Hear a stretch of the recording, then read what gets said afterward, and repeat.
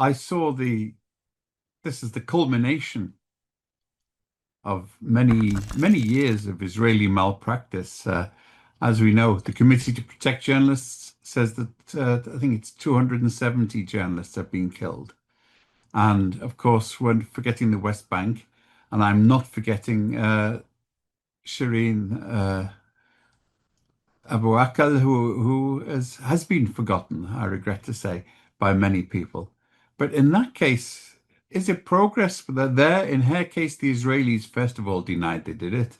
Then they hid the evidence, and then when the evidence turned up, they misinterpreted it, and the US did no action about one of their own citizens shot in the head by an Israeli soldier.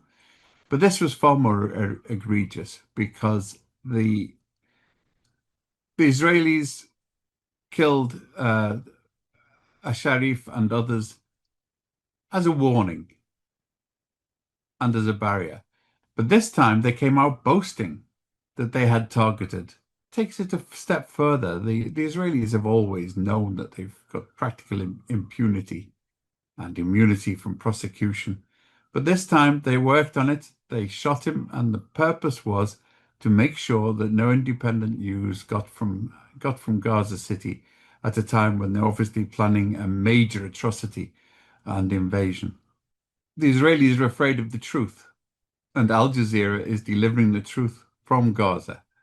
The Israelis won't allow any other journalists in, so Al Jazeera is the one that's providing the news, providing the graphic images of women, children, and, hey, adult males as well shouldn't be killed and massacred.